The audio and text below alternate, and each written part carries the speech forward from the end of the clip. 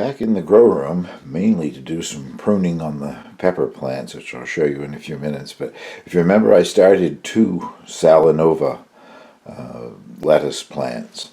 This one is called Oak Leaf, which is doing beautifully. And this one is called Incised, which I suspect will do better in the hoop house or out in the garden, but it certainly is not responding well under lights. It's a very spindly little thing. Same nutrients and everything, and planted the same day as the oak leaf one. So that's a little look at the Salanova lettuce and its progress anyway. Well, that's the peppers in the background that I'm going to work on in a moment. I wanted to show you the lemon trees, mystery variety. I don't know what they are, just seeds that I took out of a lemon that I bought. And this was just one plant when I planted it. It must have been another seed that was sort of close to this when I transplanted them over, because now it has a second one coming up.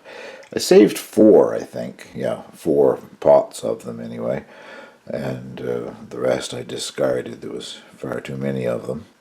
But since then I have discovered in a grocery store around here a small bag of Meyer lemons. And the Meyer lemon is the one that they sell most often as a house plant. So bought a bag of Meyer lemons, and I have planted a lot of those seeds, but it's only been a few weeks. It took 2 months exactly with those ones.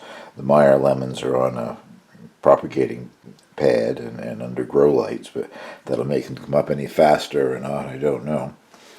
I haven't transplanted into individual pots yet, but that's the rosemary, and it's got all of its second leaves, and some of them are growing the second set of true leaves, so I've got to select a few of those and pot them on probably today as well. And what else here? I started some globe basil, and haven't got those transplanted into individual pots yet either, so I guess I should look at doing that today. First time I ever grew it was last year, and very impressed with globe basil. Anytime I've grown basil before, you spend the summer trying to keep it from bolting and going to seed. This makes a perfect little mound, a cushion, a perfect looking little plant, and it didn't bolt or start to flower until, well, I think it was like mid-September or something. So globe basil is going to be my go-to variety from now on, I guess. If I can get zoomed in here on one of these, I won't make you watch me do them all. They should have been done some time ago. The idea here being to take the growing top out of them. That one, I don't know if it shows very well enough. There's actually little blossom buds down in. I think I'll just clip that whole top right there. There are little blossom buds down in there. It's more noticeable on, on some of the other ones. I don't know if that's showing up or not. Probably not. The lighting here isn't perfect. But anyway, that's what I'm going to do to all of them, is top them off like that. And now in the leaf axils, where each one of the leaves, and there are 4 or 5 true leaves, and the seed leaves down below on that particular one. Maybe more on some of the other ones, but they will now send up growth from each of the leaf axils, and that will produce a bushier, nicer pepper plant that should produce more peppers. So I'll give you a look at these when I've finished, I guess. Well, that's everything after it's had its haircut. Now to wait for it to start growing its new branches. This one in particular, probably I should cut it down further, but I'm going to leave it there, I guess. I don't know why that grew so much larger than the other ones. That's Jimmy Nardello. And the Jimmy Nardello plants are the strongest, the sturdiest, but that one in particular is, well, I don't know. After I've cut it, it's still probably about 8 inches tall, I guess, but it's got a very sturdy stem, so looking for it to branch out anyway. Well, I think that'll do for our look around here in the grow room. Now let's go do some winter sowing. Now to try my luck at winter sowing. I first saw this demonstrated on Nora and Brian's Allotment channel in the UK. An excellent channel, by the way, and I recommend that you go check out their channel. They put up a lot of very good videos about gardening at their allotment, And if you're not a gardener, it's worth going just to see Max. They have a new chocolate Labrador Retriever, one handsome creature. And I will put a link down below and possibly here on the video as well to Nora and Brian's channel. I hope you go check it out. Basically, winter sowing is growing or starting seeds in, like, this is a 1 liter plastic water bottle. I never drink bottled water, so I had to buy 7 bottles to get these 1 liter bottles. I'm using the water though, but using it to cook and make tea and coffee with or whatever. But I'm very fortunate. I have excellent well water that's just as good quality as what comes in these bottles, so I rarely ever buy water. But what you're making is basically a little terrarium. And I've been fascinated by the progress that Nora has had with doing this in the UK, but I just felt that it wouldn't work so well here in Canada in our horrible frozen winters. And then I'm also subscribed to Patrick on the 1 Yard Revolution channel, and I'll put his link down below as well. Another excellent gardening channel if you're not subscribed. And Patrick is doing this. He lives in the US, but he lives in just about the same growing zone that I'm in. And he recently put a hoop house up this past fall. So he is starting these and putting them in his hoop house. And I thought, well, I got to give this a try. So I'm going to do some cold crops, all things that will withstand some cold weather anyway. And I will put them out in the hoop house at the end of this video. But I'm trying to take you through the process. Nora's using larger bottles in this, and so is Patrick. But I only want a few seedlings of each one of these varieties to start in the spring. I tend to grow most of these cold crops in the fall, so this will give me a few to try in the spring and summer. And what I have done first here is with vice grips. I'm just heating up a nail, and I'm holding it with vice grips, so hopefully it won't get so hot that I can't stand it, to make some ventilation holes in the top. Hoping this will work. Whoa. I got this too close to the flame at one point, but I think it's probably still all right. Didn't notice that. I was melting this bottle. Hopefully the cap will still come off and I can use it. Yes, okay. I guess I can still use that. The next process is to cut this, and I will come back and show you that after I have done my other 6 bottles with some ventilation holes in them. I discovered it works much better when you don't put the plastic bottle directly in the flame. I think I can still use that one that I partially melted, but we'll see. The next phase is to cut around, and I don't know if I guess I'm getting there. Cut around the bottle to separate it. And I'm not going to try to separate it into 2 pieces. I want to leave a bit at the back for like a hinge.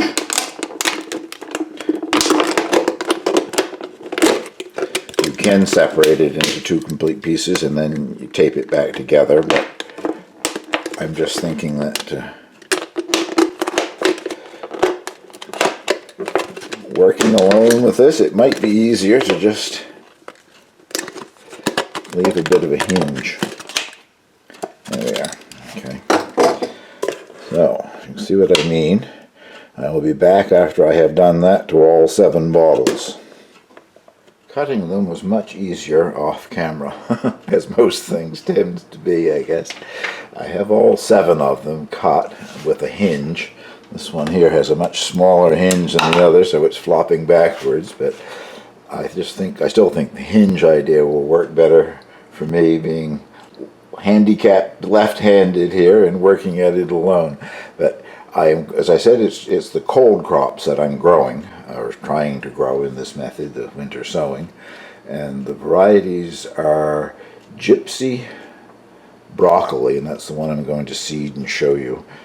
And the Caraflex, that's that pyramid or triangular shaped early cabbage.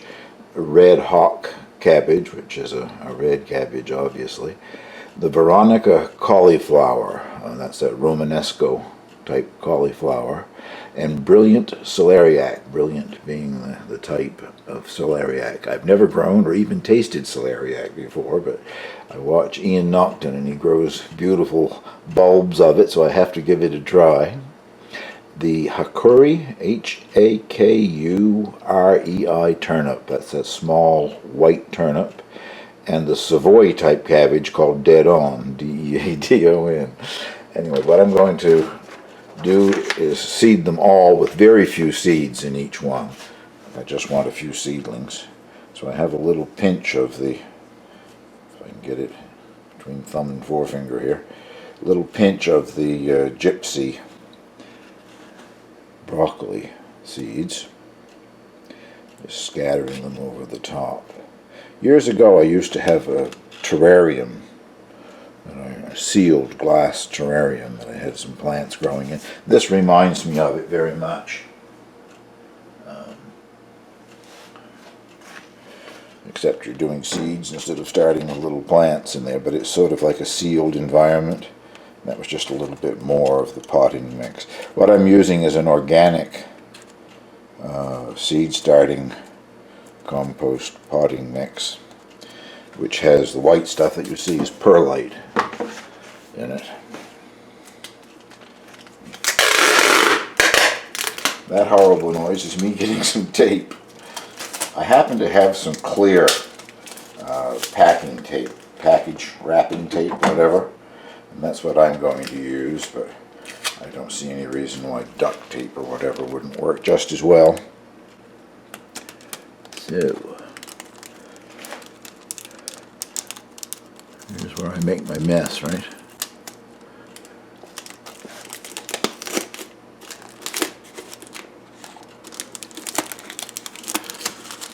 Okay, that seems to have worked.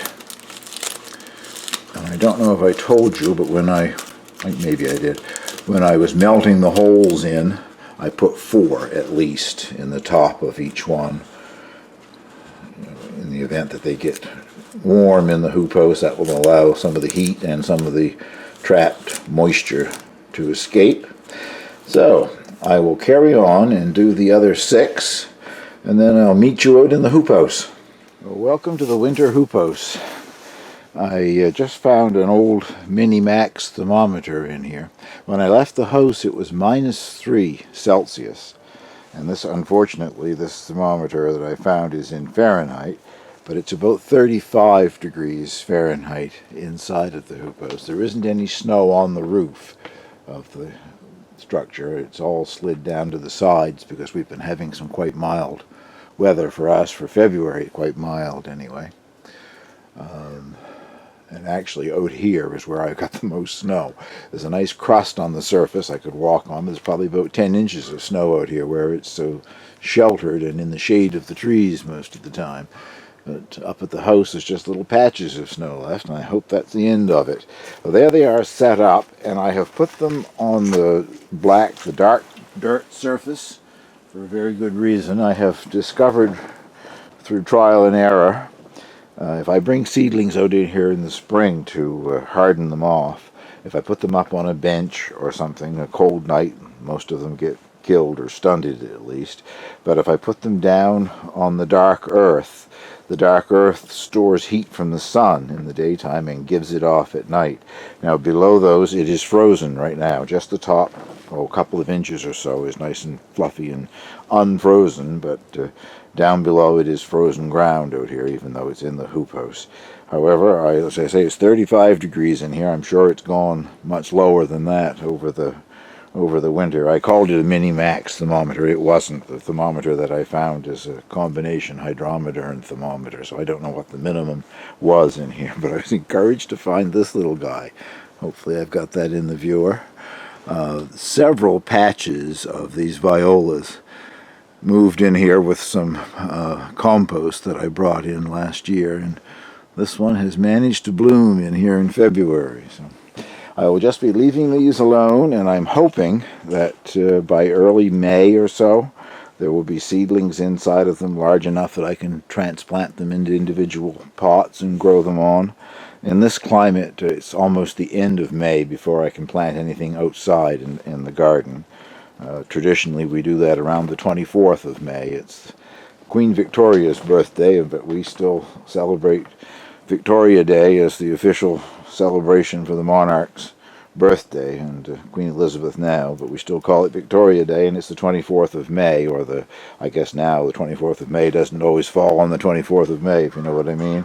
The holiday is a Monday now. It used to be no matter what day it was, that was the holiday, but now most holidays are Mondays. So that is my hope, that all 5 of these will germinate something, and I'll have some seedlings by early May.